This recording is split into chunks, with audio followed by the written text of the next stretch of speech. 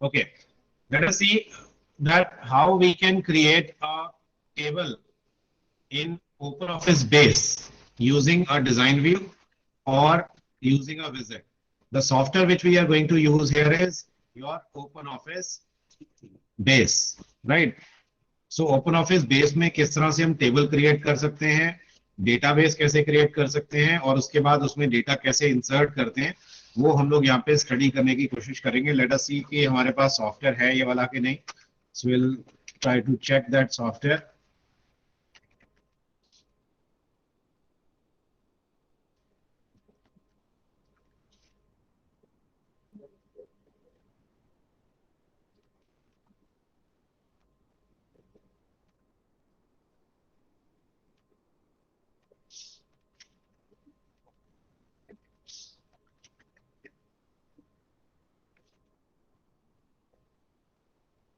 तो हमारी मशीन पे ओपन ऑफिस बेस नहीं है, तो पहले हम लोग अपनी ओपन ऑफिस बेस को इंस्टॉल कर लेते हैं यहाँ पे.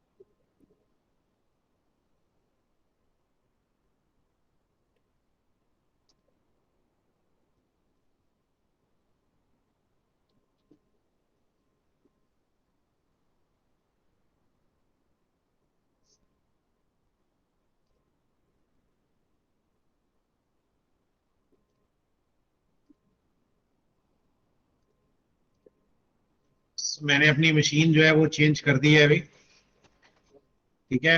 और मशीन चेंज करने से हमारे पास सॉफ्टवेयर जो है वो रिप्रेजेंट हो गया हुआ है हमारे पास. So let us see this now.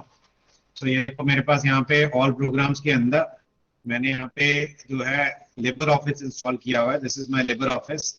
और लिबर ऑफिस इंस्टॉल कर लो, ओपन ऑफिस इंस्टॉल कर लो, बोथ आर सेम थिंग्स, कोई डिफरेंस नहीं है दोनों में. तो this is my software Libre office base. तो इस तरह से आपके सामने ये लिबर ऑफिस बेस जो है वो खुल जाएगा software, right. And after that हम लोग यहाँ पे सबसे पहले देखो ऑप्शन है create a new database. So we are going to create a new database here and will click on the next one. जो नीचे वाले दो ऑप्शंस हैं, this is for existing database file, means अगर पहले से डेटाबेस बना हुआ है तो आप इसको क्लिक करके उसको ओपन कर सकते हैं, या फिर आप बने हुए किसी भी दूसरे जो सॉफ्टवेयर है उसमें जो डेटाबेस बना होता है उसके साथ भी कनेक्ट कर सकते हैं. बट हम लोग यहाँ पे नया डेटाबेस ही क्रिएट करेंगे and will click on the next button here. After that it will say that you want to register your database और नॉट. तो हम लोग यहाँ पे रजिस्ट्रेशन कर देंगे, ऐसे ही रजिस्टर कर देंगे इसको. एंड देन हम लोग इसको ओपन करेंगे for editing. We want to edit our database after creation, तो वी क्लिक ऑन फिनिश. और हम लोग यहाँ पे इसका नाम दे देते हैं, let's suppose class 10th A database. और ये मैं अपने डेस्कटॉप के ऊपर इसको सेव कर रहा हूँ. So I'm going to save it on my desktop. So ये मेरे डेस्कटॉप पे जो डेटाबेस है वो क्रिएट हो गया. सो जैसे ही मेरा डेटाबेस क्रिएट हो जाएगा ऑटोमेटिकली मेरे पास यहाँ पे इस तरह से ये ओपन ऑफिस बेस जो है वो खुल जाएगा. लिबर ऑफिस बेस का जो सॉफ्टवेयर है वो ओपन हो जाएगा.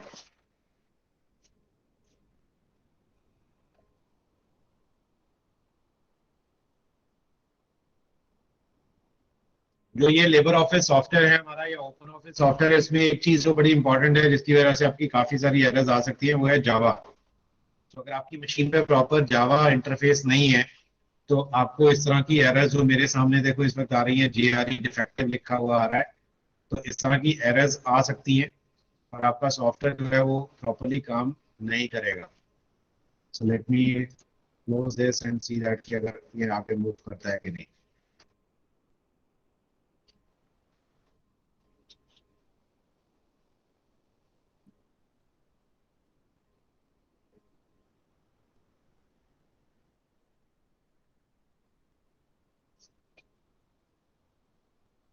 तो ये देखो जावा की एरर आ रही है, इस वजह से ये सॉफ्टवेयर जो है वो हमारा रन नहीं हो रहा है इस पे।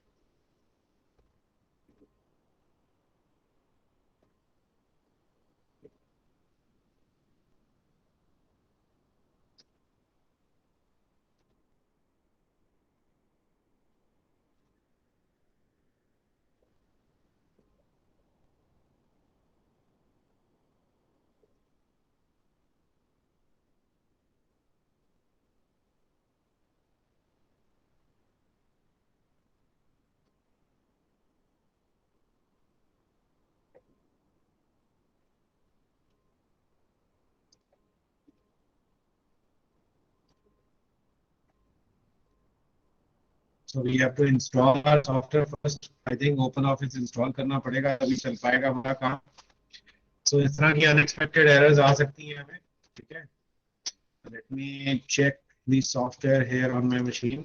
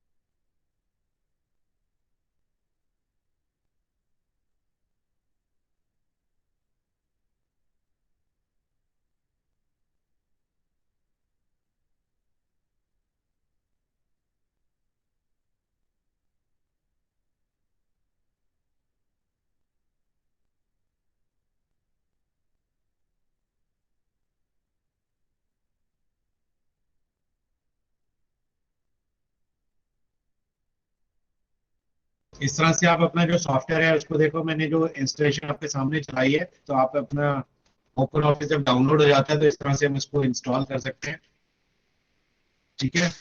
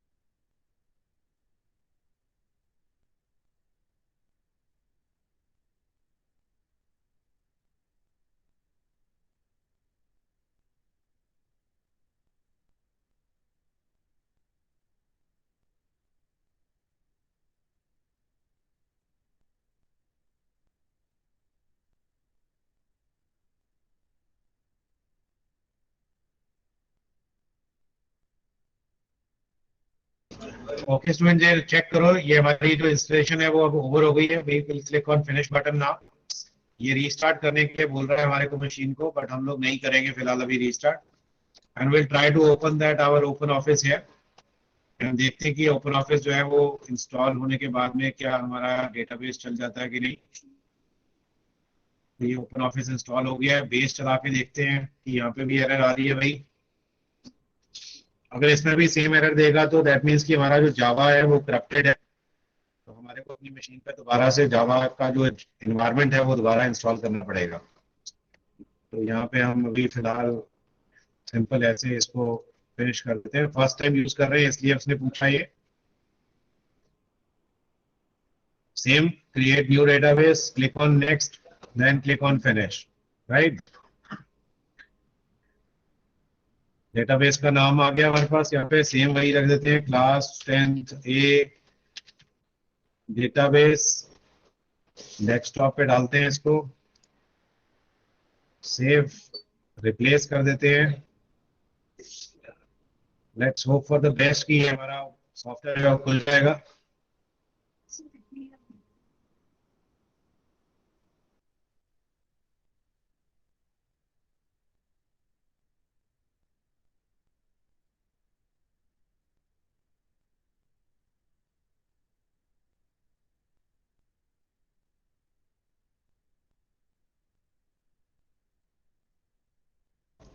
See this, our software has been successfully working now. आप देख सकते हैं हमारे पास create table in a design view and wizard के साथ दोनों आ रहे हैं। तो पहले हम विजिट में चलते हैं, फिर हम डिजाइन व्यू में चलेंगे। तो will click on wizard, and then यहाँ से हम लोगों को देखो दो ऑप्शंस हैं, either we can create a business table और we can create our personal table. तो हम लोगों के पास चॉइस है हम किस कौन सा टेबल यहाँ पे क्रिएट करना चाहते हैं। तो हम लोग लेट सपोज अगर बिजनेस में जाते हैं और यहाँ पे देखो एक कस्टमर है, नॉर्मली यही हम लोग ज्यादातर टेबल को पिक करते हैं। तो we have a customer table है, राइट। कस्टमर टेबल में जाके क्या करेंगे हम लोग, अब देखो नीचे ऑटोमेटिकली हमारे पास सारी की सारी उसकी फील्ड्स आ गई हैं, मतलब जो एट्रीब्यूट्स है या कॉलम्स के नाम है वो आ चुके हुए हैं। अब कौन कौन से इसमें से हमें चाहिए, कस्टमर आईडी चाहिए, ठीक है, कस्टमर का फर्स्ट नेम चाहिए, कस्टमर का लेट सपोज मेरे को ईमेल चाहिए, और कस्टमर का फोन नंबर चाहिए। ठीक है, तो मेरे को सिर्फ इतने ही फील्ड्स इसमें रिक्वायर्ड है। मैंने उतनों को ही क्या किया, यहाँ पे चूज कर लिया, ठीक है, and then click on next. अब इसमें से अब वो पूछ रहा है कि कौन सी फील्ड का क्या डेटा टाइप आप रखना चाहते हैं। तो आप देखो कस्टमर आईडी है, इंटीजर होगा, ऑटो वैल्यू नो है, रिक्वायर्ड एंट्री नो है। मैंने बोला नहीं, रिक्वायर्ड यस चाहिए मेरे को। ऑटो वैल्यू का मतलब है कि ऑटोमेटिकली वो क्रिएट कर देगा मेरे लिए, तो मैं नहीं चाहता वो ऑटोमेटिकली क्रिएट करे, मैं क्रिएट करूंगा। फर्स्ट नेम, फर्स्ट नेम में डेटा टाइप है वैर है, एंट्री रिक्वायर्ड बोलते हैं यस, और लेंथ हम बोल देते हैं कि 50 का स्टोर करेगा। ऐसे ही ईमेल एड्रेस है और ऐसे ही मोबाइल नंबर है। Then take on next. अब यहाँ पे प्राइमरी की किसको बनाना चाहते हैं आप, तो मैं कहता हूं कि मैं अपनी ही प्राइमरी की को क्रिएट करूंगा। तो वो कैसे क्रिएट करेंगे हम लोग, यहाँ से सिंपल, और यहाँ या फिर इसको चूज कर लो, इसमें से कस्टमर आईडी को पिक कर लो, बिकॉज एक ही चाहिए ना मेरे को प्राइमरी की। मैंने कस्टमर आईडी को एज ए प्राइमरी की ले लिया, and then click on next. अब यहाँ पूछ रहा है कि डेटा आपने अभी भरना है या बाद में भरना चाहेंगे आप। So I want that data should be inserted immediately, and then click on finish. So if anything is, सब कुछ अगर सही है हमारा, तो यहाँ पे देखो उसने डेटा एक्सेप्ट करना स्टार्ट कर दिया है। तो मैंने कस्टमर आईडी भर दिया, लेट्स सपोज 1001, कस्टमर का नाम भर दिया जितेंद्र, उसका ईमेल एड्रेस भर दिया jitendra@gmail.com, फोन नंबर में कुछ भी भर देते हैं, and then click on the save button. अब यहाँ पे सेव बटन नहीं है, देखो हमारे पास अगर आप देखेंगे तो यहाँ पे फाइल में जाएंगे, अब देखो यहाँ पे भी सेव ऑल सेव सब कुछ आ रहा है, लेकिन सेव नहीं हो रहा क्योंकि ये ऑटोमेटिकली सेव कर देता है। तो data is automatically saved here. आप इसको सिर्फ क्या कर दो, क्रॉस कर दो, और ये देखो टेबल बन चुका है। अब टेबल पे डबल क्लिक करो और ये देखो हमारे पास डेटा आ गया। अब मैं अगर यहाँ पे 1002 लिखता हूँ, उसके बाद मैंने नया बंदे का नाम लिख दिया, उसके बाद उसका ईमेल एड्रेस लिख दिया, उसका फोन नंबर डाल दिया। अब यहाँ पे देखो एक सेव बटन है, इसमें सेव पे क्लिक कर दो, सेव द करंट रिकॉर्ड, और ये सेव हो गया। ये था यूजिंग विजिट। अब आते हैं डिजाइन व्यू की तरफ। तो अगर इस पर डबल क्लिक करता हूं तो ये देखो सब कुछ खाली है इसमें। तो मैं यहाँ पे जो कॉलम्स के नाम है वो खुद भरूंगा, ठीक है। स्टूडेंट आईडी, अब स्टूडेंट आईडी में इंट ले लेता हूँ यहाँ पे इसको। उसके बाद स्टूडेंट का नाम, ठीक है। उसके बाद उसका लेट सपोज हमने मार्क्स ले लिया उसके। अब मार्क्स जो है वो डेसिमल में हो सकते हैं, तो मैं यहाँ पे फ्लोट भी ले सकता हूँ और डेसिमल भी ले सकता हूँ। और इसमें भी देखो नीचे हर एक चीज नीचे आएगी, जो वहां देखी थी ना, required value, length, default value, सब यहाँ पे लिखा हुआ नजर आएगा। अब लेट सपोज यहाँ पे हमारे पास ये देखो बहुत सारी ऑप्शंस हैं यहाँ पे। अब डिफॉल्ट वैल्यू जो है वो मैंने यहाँ पे डाल दी। फ्लोट लेते हैं और इसमें देखते हैं डिफॉल्ट वैल्यू है कि नहीं है। तो इसमें डिफॉल्ट वैल्यू नहीं है, फ्लोट में है। तो मैंने यहाँ पे लिख दिया लेट सपोज 50। बाय डिफॉल्ट हर एक को हम 50 मार्क्स देंगे। अब इसको कर लेते हैं सेव, इसको कर लेते हैं सेव। उसके बाद में इसका नाम रख लेते हैं हम लोग, लेट्स सपोज स्टूडेंट टेबल, ठीक है। ओके कर दिया। अब यहाँ पे देखो वो हमसे पूछ रहा है प्राइमरी की बनानी है अपने के लिए। तो मैं इसको कैंसिल करके स्टूडेंट आईडी के ऊपर राइट क्लिक करूंगा और इसको प्राइमरी की बना दूंगा एंड देन सेव। तो यहाँ पे नाम रख देते हैं दोबारा से स्टूडेंट, क्लिक ऑन ओके। तो हमारा जो स्टूडेंट टेबल है वो हो गया क्रिएट। अब इसमें भी मैं ऐसे ही डबल क्लिक करके क्या करूंगा, डेटा में फीड कर सकता हूँ। और देखो बाय डिफॉल्ट 50 नंबर लिखे हुए आ रहे हैं अपने आप ही, ठीक है। उसके बाद में मैं यहाँ पे सेकंड रिकॉर्ड फीड कर देता हूँ, देखो अपने आप 50 लिखा हुआ आ रहा है। डिपेंड करता है कि हम कितने मार्क्स डिफॉल्ट रखना चाहते हैं। आफ्टर दैट सेव, ये देखो हमारे पास जो टेबल्स हैं वो क्या हो गए, क्रिएट हो गए, ठीक है। तो इस तरह से हम लोग कर सकते हैं table creation using open office, right. सो टेबल हमने क्रिएट भी कर लिया, टेबल में डेटा भी फीड करके देख लिया।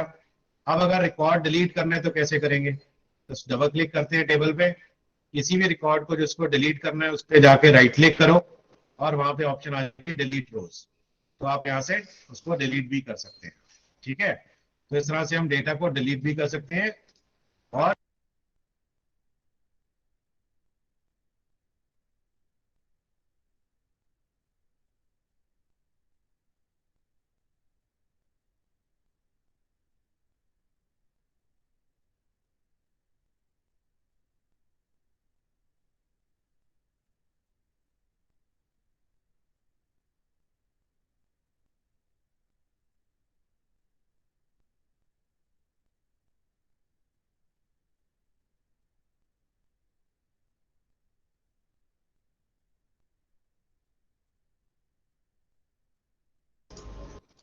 so I hope student that you have understood how to create a table using OpenOffice, right? How to delete a record, right. और अगर मॉडिफाई करना है किसी रिकॉर्ड को तो सिंपल है, टेबल खोलो, डबल क्लिक करो उस रिकॉर्ड के ऊपर और डेटा नया भर दो और उसको सेव कर दो, दैट्स ऑल। इस तरह से हम डेटा को क्या कर सकते हैं, सेव कर सकते हैं, फीड डिलीट कर सकते हैं। नया रिकॉर्ड अगर डालना है तो सिंपल यहाँ पे क्लिक कर दो और ये नया रिकॉर्ड आप यहाँ से फीड कर सकते हैं इसके अंदर, राइट। तो this is how we can create our table in open office base. So in the next lecture, we are going to cover our relationships, right? That what are relationships and what are the different types of relationships we have in OpenOffice base or in database management system. That is our next lecture now.